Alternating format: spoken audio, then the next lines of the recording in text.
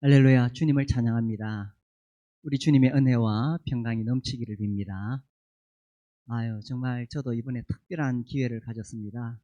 터키와 그리스 2주 동안 다녀오면서 정말 주님께 감사가 됩니다. 여러 가지 많은 것을 느꼈고 또 여러 곳에 다니다 보니까 헷갈려요. 여기가 거기 같고 가는 데마다 연극장이 있었고 뭐 가는 데마다 또 이런 뭐 신전들이 있어서 이걸 내가 여기서 본 건지 저기서 본 건지 오늘도 혹시 제가 헷갈리게 말할지 모르겠습니다. 음, 한 번은 다녀와야 된다는 숙제 같은 마음이 있었습니다. 사실 뭐 바울의 1차, 2차, 3차 전도 여행, 요한계시록의 7교회 지도를 그리면서 외우고 또 제가 가르치기도 했거든요. 근데 이게 늘 헷갈렸어요. 이번에 실제로 그곳에 가서 보면서 야, 이 참 이제 성경이 그야말로 2D로 보이던 것이 3D로 보인다는 것이 이해가 되어지고 사도행전과 서신서가 열리기 시작했습니다. 어, 그래서 이번에 제가 다녀오고는 야, 우리 교회 성도들에게 꼭 권해야 되겠다. 사실 직장에서 2주일씩 시간을 내는 것은 쉽지 않습니다. 그렇지만 기도해 보시고 또 우리 청년들은 신혼여행을 여기로 가면 좋겠어요. 영적인 교훈도 있지만 거기 있는 유적지를 방문하게 되면 그런 면에서도 굉장히 힐링이 되고 좋습니다. 우리 청년들 이번에는 청년이 1명 왔는데 예전에는 청년들이 많이 왔대요. 그래서 청년들뿐만 아니라 우리 성도님들 꼭 한번 다녀오시면 좋겠습니다. 성지순례라고 하면 이스라엘, 우리 주님이 오셨던 그 이스라엘 거기 한번 다녀오고 그리고 또 사도 바울이 여행했던 터키와 그리스 이렇게 최소한 2곳은 2번은 다녀와야 됩니다. 근데 이제 여기 오신 분들이 뭐 2번째, 3번째, 4번째 오시는 분들이 많아요. 한 번 와서는 헷갈리거든요. 그래서 갈 수 있으면 뭐 많이 가면 좋겠고요. 지난주에 필리핀 다녀와서도 말씀드렸지요. 어디 다른 뭐 유럽의 유명한 관광지 가는 것보다 선교지에 다녀오시고 그리고 성지순례 다녀오시면 좋겠습니다. 거기가 무슨 성지냐 또 이런 단어 가지고 따지지 마시고 이스라엘과 터키 그리스 꼭 한번 다녀오시면 좋겠습니다. 이제 이스탄불로 가서 이제 이 터키를 돌고 그 다음에 다시 그리스로 건너가서 다시 이스탄불로 해서 돌아왔습니다. 이스탄불 학교 다닐 때 외웠습니다. 콘스탄티노플이죠. 본래 비잔티움이고 중학교 세계사 시간에 배웠던 콘스탄티노플, 이스탄불. 제가 어제 거기 있으면서 굉장히 여러 가지 많은 생각들이 막 몰려왔습니다. 야, 내가 책에서 봤던 이 도시에 와 있구나. 그런 감격이 있었습니다. 그리고 교회사를 공부하면서 이 콘스탄티노플이 굉장히 중요한 도시거든요. 콘스탄틴 대제 313 밀라노 칙령으로 기독교를 공인하고 그리고 우리가 지금 자연스럽게 받아들이는 이 삼위일체의 교리 처음에 이제 그 니케아에서 회의가 있었지만 사실은 381년 콘스탄티노플 공의회에서 이게 완전히 확정이 됩니다. 교회사에서 공부했던 그 도시에 서 있다는 것이 굉장히 감격스러웠습니다. 그래서 제가 거기서 사진도 찍고 다음에 교회사를 강의하면 그 사진을 보여주려고 합니다. 내가 여기 성소피아 성당에 왔었다 이런 거. 하여튼 너무너무 감격스러웠습니다. 그러나 무엇보다 실제로 성경에서 사도 바울이 다녀갔던 그 땅을 밟았다는 것이 굉장히 감격스러웠죠. 오늘 제가 뭐 이렇게 다 소개할 수 없어서 1차, 2차, 3차 전도 여행 때 그 3곳만 이야기하려고 합니다. 2차 선교 여행 때 이 사도 바울이 길리기아 다소에서 이 타우루스 산맥을 넘어서 이제 이 터키로 들어가게 됩니다. 우리가 이제 첫날이죠. 거기 갔던 첫날에 이 다소에서 타우루스 산맥을 넘어가는 그 길에 섰어요. 2000년 전에 바울이 길이 하나밖에 없거든요. 그 산맥이 워낙 높고 험하기 때문에 길이 하나밖에 없어요. 딱 그 길이에요. 아, 이 길을 넘어갔겠구나. 그래서 그 길을 이제 우리가 걸었는데, 말할 수 없는 감동이 몰려오더라고요. 정말 잘 나가던 바울이잖아요. 어떻게 보면 대권 가도를 걷고 있는 그 당시 이스라엘의 최고 권력자가 될 수 있는 최고의 학문을 갖춘 좋은 가문의 그 바울이 우리 주님 만나고 그거 다 버리고 배설물로 여기고 이제 그 고향 다소에서 그 타우르스 산맥을 넘어가는 그 길에 서 있었을 때에 말할 수 없는 감동이 있었습니다. 이제 여러 가지 많은 그 교훈들이 있었는데 이런 생각이 들었습니다. 사실 제가 그동안에 성경을 읽으면서 신약 성경에서 교리적인 측면으로 많이 보려고 했던 것 같아요. 근데 이번에 다녀오면서는 이게 사람들의 역사이다. 이 성경이 사람 중심으로 열겠구나 이런 생각이 들었습니다. 이 바울이 이제 1차 선교 여행에서 아주 중요했던 곳이 비시디아 안디옥입니다. 전에는 막 이 지도에서 외웠는데 이제 화납니다. 바울이 1차 선교 여행 때 이 구브로를 섬을 지나서 이제 올라가게 되죠. 이 비시디아 안디옥. 비시디아 안디옥 한번 사진을 제가 올렸는데, 우리가 오늘 읽었던 사도행전 13장이잖아요. 이 사도행전 13장을 설교했던 곳, 사실 발굴이 되었지만 100% 정확하지 않습니다. 그런데 여기는 거의 그곳이라고 추정이 됩니다. 이 비시디아 안디옥에 있는 유대인 회당, 나중에 여기에 기독교가 공인되고 교회를 세우거든요. 교회 건물을 세우는데 지금 다 무너졌죠. 그런데 여기가 유대인 회당이라는 것은 이렇게 입증이 되고 있습니다. 그래서 아마도 이 지역이라고 거의 99%입니다. 이 유대인 회당에서 사도 바울이 여기서 사도행전 13장을 설교했다는 거예요. 야, 얼마나 감격스러운 자리입니까? 여기 13장에서 이 사도 바울이 사도행전 13장 이제 17절부터 보면은 이 이스라엘 백성의 하나님이 우리 조상들을 택하시고 애굽 땅에서 나그네 된, 그러니까 출애굽부터 쭉 이야기를 시작합니다. 그래서 하나님께서 메시아를 주실 것을 예언하시고 다윗을 보내셨죠. 다윗을 보내시고, 그리고 이제 36절에 가면 다윗은 당시에 하나님의 뜻을 따라 섬기다가 잠들어 그 조상들과 함께 묻혀 썩음을 당하였으되 하나님께서 다윗을 통해서 놀라운 일을 행하셨지요. 그러나 죽어서 썩었습니다. 썩었죠. 그런데 하나님께서 살리신 이는 썩음을 당하지 아니하였으니 예수님을 전하는 거예요. 그러므로 형제들아 너희가 알 것은 이 사람을 힘입어 죄사함을 너희에게 전하는 이것이며. 이야, 제가 저기 서 있는데 이 말씀이 확 살아나는 거예요. 2000년 전에 바울이 여기 서서 그 유대인들의 그 율법주의자들은 말할 수 없는 그 율법에 매여 있었거든요. 그 유대인이라는 선민의식, 특권의식과 함께 이 모세 율법을 통해서 그들이 구원을 받는다는 그런 율법주의에 빠져 있는데 그들 향해서 이렇게 말하는 거예요. 이 사람을 힘입어 죄사함을 너희에게 전하는 것이며 또 모세의 율법으로 너희가 의롭다 하심을 얻지 못하던 모든 일에도, 그렇죠, 모세의 율법으로 어떤 인간도 하나님 앞에 의롭다 하심을 얻을 수 없습니다. 그런데 그곳에 서가지고 그 유대인들을 향해서 이 사람을 힘입어 믿는 자마다 의롭다함을 얻는 이것이라. 야, 사도 바울이 이렇게 선포했던 그 자리입니다. 제가 늘 강조하는 이야기가 있지요. 진리는 명제가 아니라 뭡니까? 인격이죠.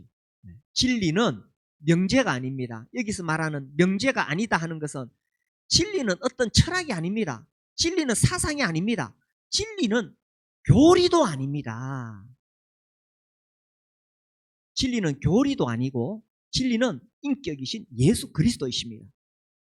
주님 말씀하셨잖아요. 내가 곧 길이요 진리요 생명이니라. 주님이 곧 진리이십니다. 그래서 우리가 어떤 구원의 교리를 믿어가지고 구원받는 거 아닙니다. 이거 착각에서 벗어나야 됩니다. 어떤 구원관, 구원교리, 구원론을 내가 완벽하게 이해했다고 구원받는 거 아닙니다. 그걸 구원파시 구원이라 그래요. 우리 중에 어려서부터 이 복음을 계속 들어가지고 그래 뭐 구원에 과거 현재 미래 모든 죄가 용서되었어, 이거 믿는다고 구원받는 거 아닙니다. 구원은 진리신 예수 그리스도를 만나는 것입니다. 성경은 이 사람을 증언하고 있는 거예요. 이 사람을 힘입어 죄사함을 얻는 이것이며, 사도 바울이 전한 것은 어떤 구원의 교리가 아니었습니다.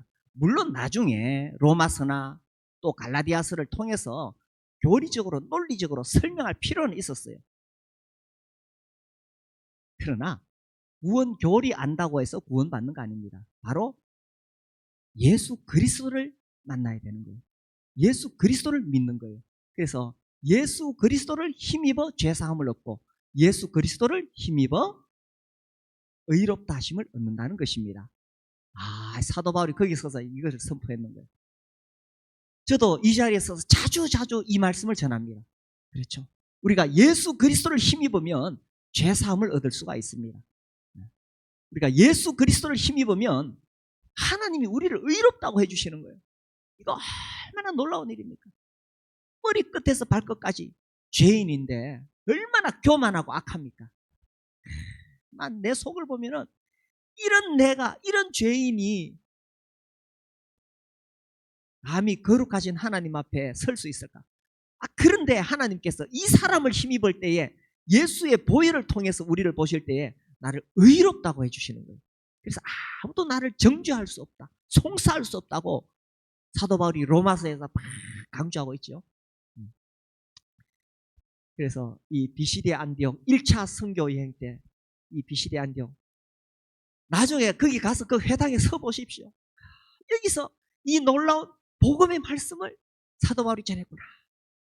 그리고 그 진리의 말씀, 그 복음이 수많은 순교자들, 믿음의 선진들을 통해서 우리에게 전해진 거예요. 이 교회 역사를 보면 터툴리안이 말한 대로 순교자의 피로 세워진 거예요. 순교자의 피로. 그래서 그 복음이 오늘날 우리에게까지 전해온 겁니다. 우린 쉽게 이렇게 생각할 수 있어요. 은혜로 구원받는 거, 공짜다.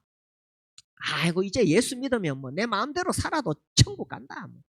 이 땅에서야 뭐 다 성공하고 출세하기 위해서 사는 거 아니냐. 아닙니다. 정말 이 사람을 만난 사람은 은혜를 값없는 공짜로 생각하지 않습니다. 제가 이런 이야기를 들을 때 참 충격스러워요. 아이고 그래도 뭐 좀 폼나게 신앙생활 하려면은 그러면 좀 세상적으로도 좀 이래 잘 나가야 교회에서 대우받고 그런 거 아닙니까? 아닙니다. 참된 교회는 누구를 대우하고 존경하느냐? 정말 이 사람을 힘입고 예수를 섬기고 예수를 전하고 그렇게 사는 사람이 대우받고 존경받는 교회가 참된 교회입니다. 아멘을 안 하시네. 그래서 우리 교회가 방향을 잃으면 안 돼요. 우리도 모르게 세속적인 것이 자꾸 들어오면 안 돼요. 그리고 2차 전도여행, 이제 이 바울이 이제 이 터키 지금의 그 소아시아 거기서 이제 복음을 전하다가 거기서 계속 전하려고 했는데 환상을 보죠. 마게도냐 사람이 건너오라. 그래서 이제 아시아에서 유럽으로 건너갑니다. 터키에서 이제 그리스로 건너가게 됩니다. 네아폴리에 첫 발을 딛습니다. 우리가 거기 갔거든요. 그 항구에. 지금은 이제 다 이 바다가 이렇게 땅이 되었어요. 육지가 되었어요. 네아폴리도 빌립보에 들어가서 이제 전하고. 전에는 이게 그냥 외웠는데 이제 좀 보입니다. 실제로 이렇게 다 가봤거든요. 빌립보에서 암볼리니아, 그 다음에 아볼로니아, 그리고 베레아로 해서 데살로니가, 그렇죠. 데살로니가. 그리고 이제 고린도, 이게 이제 중요한 2차 전도 여행인데 오늘은 제가 그 과정 중에 아테네 이야기를 하고 싶어요. 어렸을 때 그리스 신화에 보면 아테네가 나오잖아요. 그 아테네. 거기 갔습니다. 아테네. 그리고 이 아테네는 아테나 여신이 있잖아요. 이 그리스는 그리스 신화가 있으니까 온갖 우상들이 다 있어요. 온갖 신화들이 다 있는데, 거기가 이제 이 아테네잖아요. 아유, 참, 책에서 모든 지역에 제가 가보니까 정말 감격스러웠습니다. 이 17장에 아테네 갔던 이야기가 나오죠. 17장에 보면 16절에 바울이 아덴에서, 아덴이 아테네입니다. 아덴에서 그들을 기다리다가 그 성에 우상이 가득한 것을 보고 마음에 격분하여, 그러니까 이 우상을 섬기는 이 도시에 오니까 막 이 바울이 막 확 격분했는 거예요. 저 사람이 만들어 놓은 저런 썩어질 것을 섬기고 있다. 그래서 17절, 회당에서는 유대인과 경건한 사람들과, 회당에 들어가면 이 특권의식에 사로잡혀 있는 유대인들, 그리고 경건한 사람이라고 성경에 표현된 것은 이방인 중에서 이제 유대교를 받아들인 사람들이에요. 또 장터에서는 날마다 만나는 사람들과 변론하니, 이 장터, 아고라인데, 제가 이번에 좀 그런 걸 느꼈어요. 고대 시대에 사람들이 미개하지 않았습니다. 야, 그 아고라 장터, 그 큰 기둥들, 돌 기둥들 쫙 늘어서 있고, 그러니까 햇빛을 피하기 위해서 다 위에 지붕을 덮고, 고대 시대 도시가 정말 어리어리해요. 정말 대단해요. 그러니까 우리나라 이제 고조선 시대죠. 우리나라는 정말 그때만 해도 참 가난했던 시대에 유럽은 정말 문명이 대단했습니다. 근데 그 아고라 밑에는 스토아 학파들이 모여가지고 인생 철학을 논하고, 또 그 위에는 이제 이 나무 숲에서는 에피쿠르스 학파가 또 인생을 논했어요. 그 나옵니다. 여기 이제 18절에 어떤 에피쿠르스와 스토아 학자들도 바울과 쟁론할세. 제가 중학교 세계사 시간에 배웠던 기억이 납니다. 고등학교 윤리 시간에 배웠나? 아무튼 뭐 스토아 학파, 그죠? 학교에서 배웠죠. 에피쿠르스 학파 뭐 배웠습니다. 근데 실제로 이제 그게 보이는 거예요. 여기가 이제 아레오바고 언덕입니다. 아레오바고 바로 밑에 이게 나무들이 쭉 있는데 거기 에피쿠르스 학파가 있고, 그 밑에 이제 아고라 시장이 있는데 거기 이제 스토아 학파가 있는 거예요. 바울이 거기서 막 논쟁을 하니까 그 사람들이 도대체 네가 전하는 게 뭐냐? 이래가지고 이제 19절에 그를 붙들어 아레오바고로 가며, 아레오바고잖아요. 그리고 이제 여기 22절에 바울이 아레오바고 가운데 서서 말하되 아덴 사람들아 너희를 보니 범사에 종교성이 많도다. 사실 그 유적지가 발굴이 되지만 정확하게 여기다 하고 말하기 곤란한 것들이 많아요. 그런데 이 아레오바고 언덕, 여기는 명확합니다. 이게 바위 언덕이거든요. 엄청난 바위 산인데 이건 뭐 명확히 그 자리죠. 그래서 이 자리에서 딱 내려다보면 에피쿠르스 학파, 스토아 학파들이 바울과 논쟁했던 것이 그대로 보입니다. 여기서 이제 이 아레오바고 여기 서가지고 이제 이 바울이 이제 설교를 하는 거예요. 너희들이 온갖 신들을 다 섬기고 있는데 우주와 그 가운데 있는 만물을 지으신 하나님께서는 천지의 주제신이 손으로 지은 전에 계시지 아니하시라. 이 아레오바고 언덕 저 뒤쪽에 보시면 무슨 신전이 보이죠? 조금 확대한 게 요겁니다. 파르테논 신전, 아테네 여신을 숭배하던 자리입니다.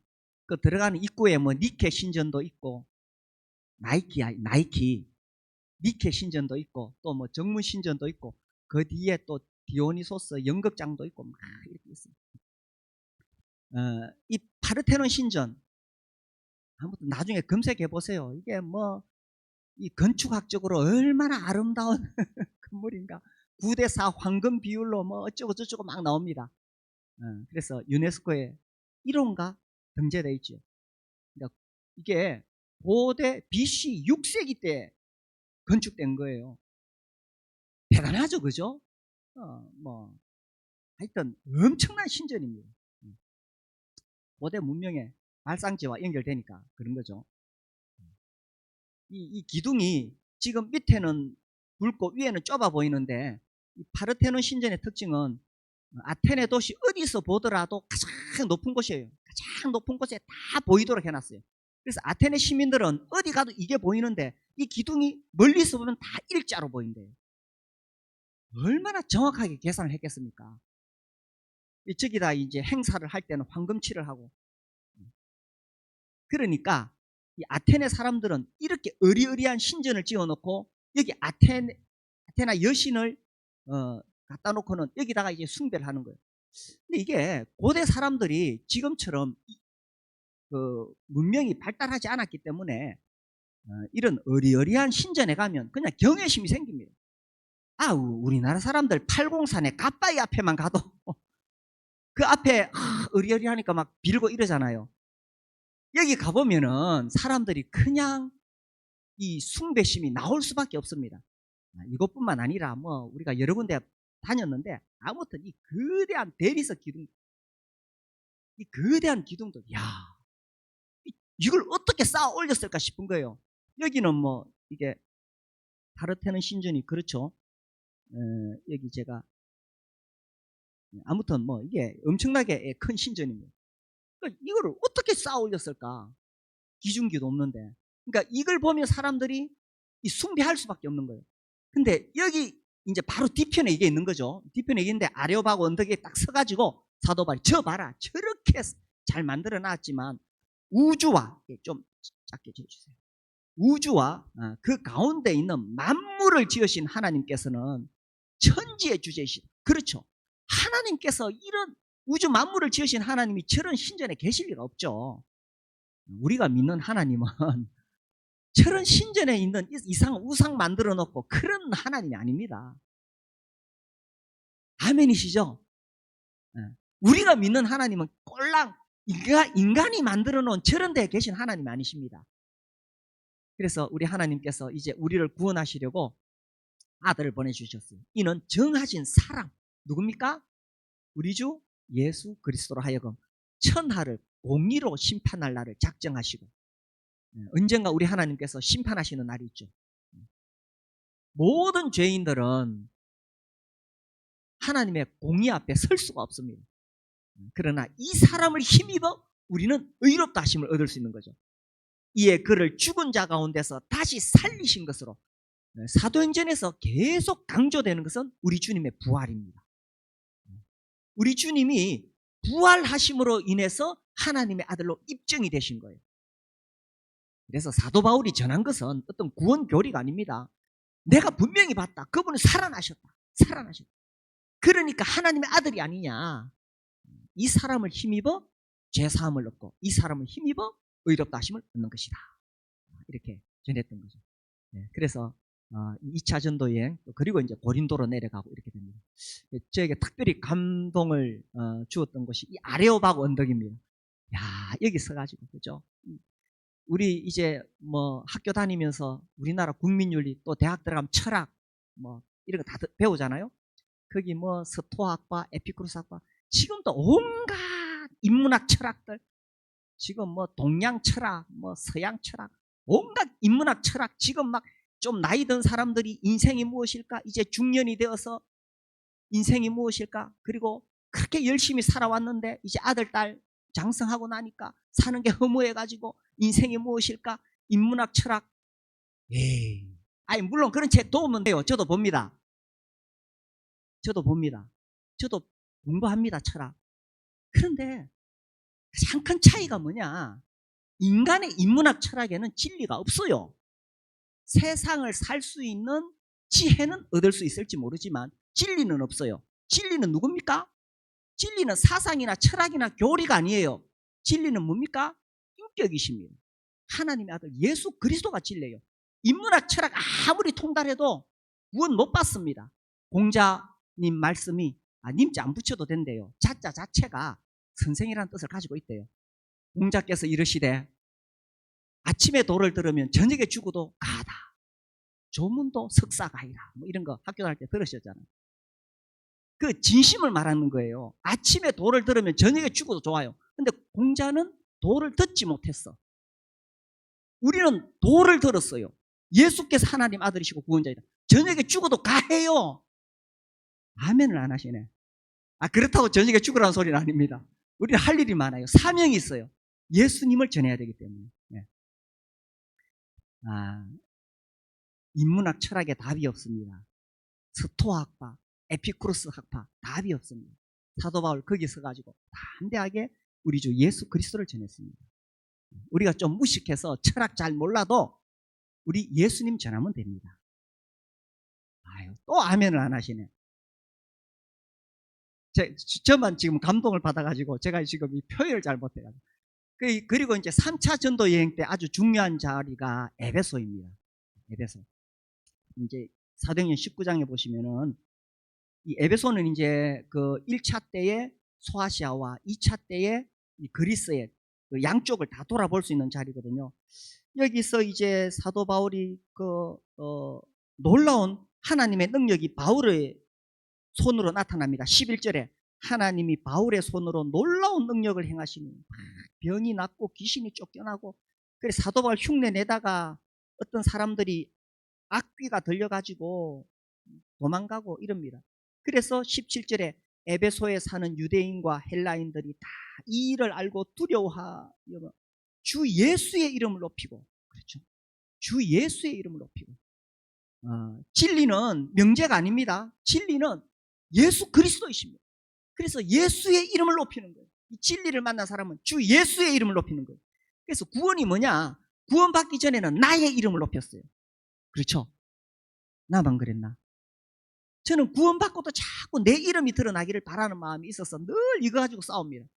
근데 뭐 우리 어르신들께 죄송한 말씀이지만 제가 이제 신앙생활하고 조금씩 나이가 들면서 정말 예수의 이름을 높이는 것이 나의 중심에 있다는 걸 알아요. 어느 순간순간 자꾸 나를 높이고 싶어, 내 이름 높이고 싶어. 근데 지금은 그때마다 아니야, 주 예수의 이름을 높이는 거예요. 이게 싹 정리가 됩니다. 예수님이 진리니까.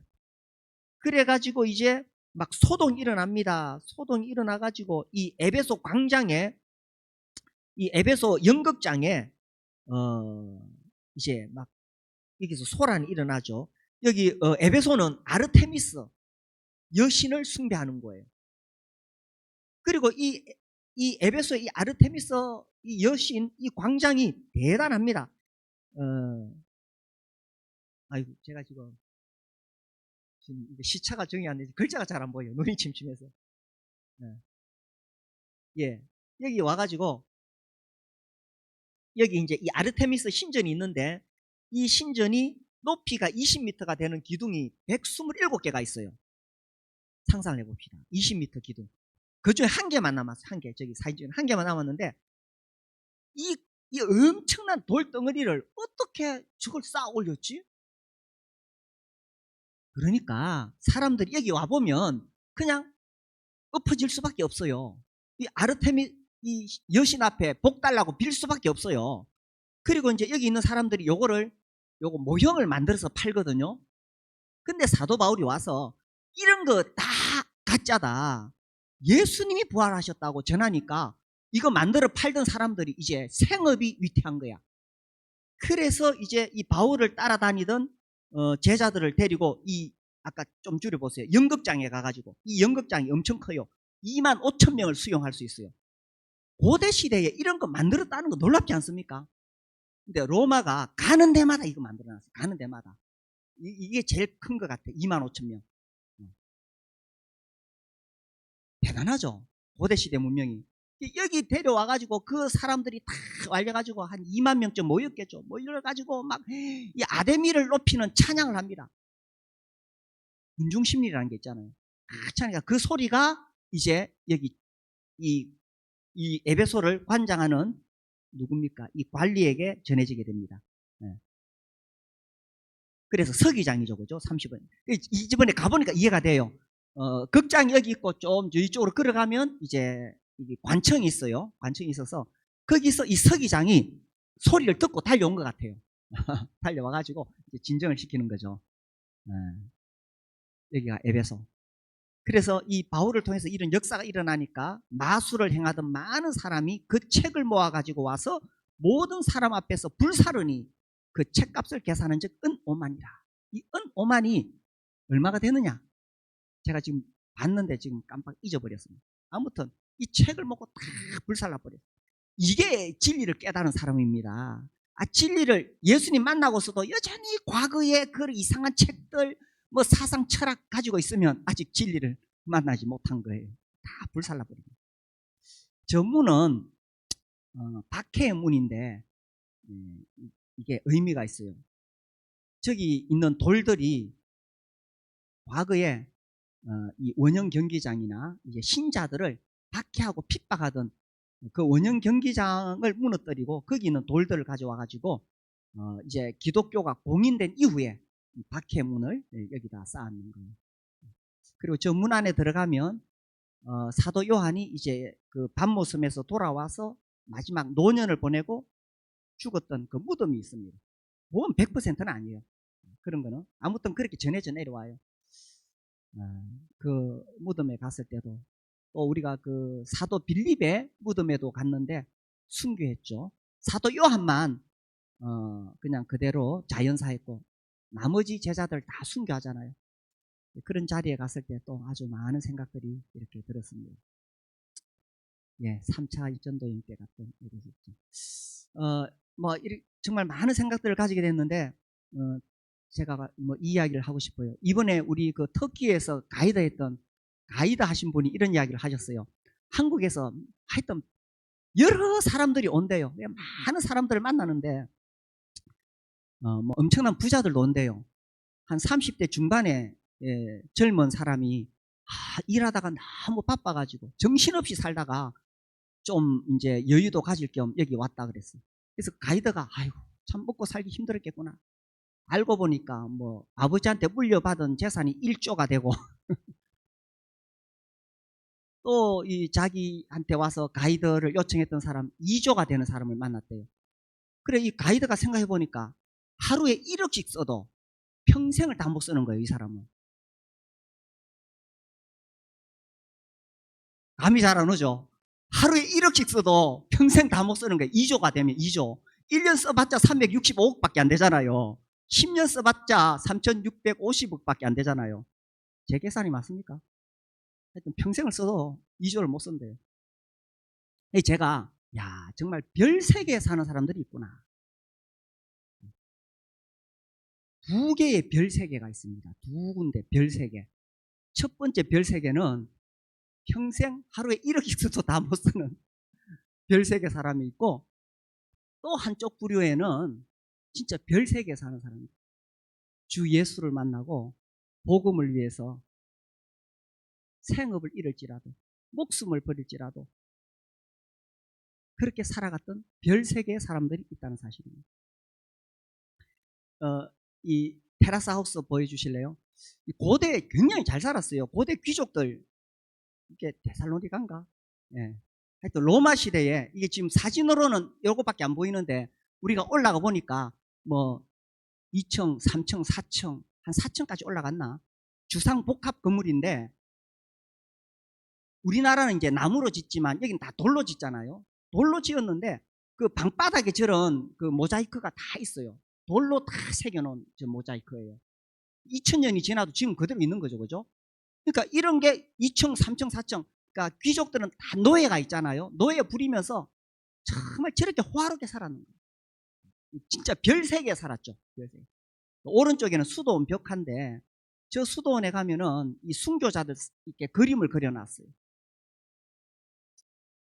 그래서 뭐 목 잘려 죽은 순교자 또 이렇게 가마니 기름 가마에 넣어서 불 태워가지고 기름 가마에서 죽은 순교자 거꾸로 매달려서 막 끌려가는 그림도 있고 또 이렇게 거꾸로 매달아 놓고 이렇게 껍질을 위에서 이렇게 벗기는 그런 순교자도 있고 이게 이제 수도원이거든요. 그러니까 별세계죠. 별세계. 제가 그렇게 생각이 되었습니다. 이 별세계가 있구나. 그 다음 그림 볼까요? 아까 이야기한 대림구유, 이 지하도시인데 지하 80m까지 이 바위 자체가 아주 특이해가지고 이렇게 구멍을 파고 들어가면 이게 안 무너져요. 그리고 이제 굳어진다고 해요. 계속 구멍을 파고 여기 박해 시대에 피신했던 곳이죠. 우리는 지하 50m까지 내려갔습니다. 좁은 굴로 해가지고 막 머리 숙이고 이렇게 들어갔어요. 저는 잘 다녔습니다. 좁은 굴이라도. 그래 이렇게 쭉 다녔는데 저 안에서 평생을 살고 또 아기도 낳고 또 무덤도 있고 가축도 키우고 저렇게 살아가는 거죠. 별 세계죠. 다음 그림 하나 더 있어요. 이 메테오라 수도원인데 그리스도인이 아니라도 여기 많이 관광 옵니다. 굉장히 아름답죠. 근데 어떻게 저 바위 꼭대기에다가 저런 건축을 할 수 있을까? 참 신기해요. 근데 이제 수도사들이 이제 저기 올라가가지고 세상과 끊고 그렇게 살아가는 거죠. 저기 메테오라 수도는 올라간 저 벽에, 왼쪽 벽에다가 이 요한계시록 15장 3절 4절이 적혀 있어요. 우리 같이 읽어볼까요? 시작. 하나님의 종 모세의 노래 어린 양의 노래를 불러 이르되 주 하나님 곧 전능하신 이시여 하시는 일이 크고 놀라우시도다. 만국의 왕이시여 주의 길이 의롭고 참되시도다. 예, 어린 양의 노래. 진리는 예수 그리스도이십니다. 우리 주님을 노래하는 거죠. 이번에 또 이런 것도 느꼈어요. 정말 그 그리스의 온갖 우상들인데 그럼에도 불구하고 복음은 전해졌다는 거예요. 오늘날도 얼마나 사람들이 많은 우상을 섬기고 있습니까? 아이돌. 현대인들이요 먹고 살만하니까 다 나름 자기 뭔가 이렇게 정서적으로 충족시킬 수 있는 온갖 우상들 다 섬겨요. 임영웅을 섬기든지 뭐 온갖 우상들 다 섬기고 있어요. 철학을 보든 책을 읽든지 다 섬겨요. 그럼에도 불구하고 이런 시대에도 복음 전해질 수 있다는 거예요. 그리고 아까 테라스 하우스 봤는데 그런 귀족들에게도 복음이 전해집니다. 아이고 돈이 너무 많아서 뭐 물론 주님이 부자는 천국에 들어가기 어렵다고 했지만 근데 그 교회사를 보면요 정말 대단한 귀족들이에요. 그 사람들 다 그 사람들이 다 버리고 수도원에 들어가거든요. 그래서 이 복음은 누구에게든지 필요하고 어떤 사람에게든지 전할 수 있다는 것입니다. 왜냐하면 에피쿠로스 스토아학파에 진리가 없기 때문에 그래요. 아데미 신전에 파르테논 신전에 진리가 없기 때문에 그런 거예요. 진리는 오직 예수 그리스도이십니다. 우리가 이 예수님을 만나게 된 것이 얼마나 큰 복입니까? 그런데 이 복음이 우리에게 전해지기까지 얼마나 많은 사람들이 피를 흘렸는지 모릅니다. 그래서 우리도 남은 생애 동안에 우리 주님을 섬기고 또 우리 주님을 전하기 위해서 기꺼이 손해도 감수하고 그 당시 우리가 버가모에도 갔는데 그 당시 이렇게 조합이 있어요. 예를 들어서 뭐 어떤 가죽을 만드는 기술이 있다. 그럼 그런 사람들끼리 조합을 이루어요. 이 조합을 이룬 사람들이 결속력을 다지기 위해서 자기들 섬기는 우상 앞에 가요. 그 우상 앞에 절하고 거기서 그 음식을 나누어 먹고 이렇게 해야 그 조합 안에 있을 수가 있고 생업을 유지할 수 있어요. 근데 예수 믿으면 거기서 나와야 돼요. 근데 예수 믿고 나왔던 거예요. 거기서. 이것이 복음의 능력입니다. 주 예수를 만난 사람. 우리가 부족하지만 우리도 그 길을 따라갈 수 있게 되기를 바랍니다. 우리 찬송하겠습니다. 우리 아까 두 번째 불렀던 찬송 해주십시오. 세상 사랑하사.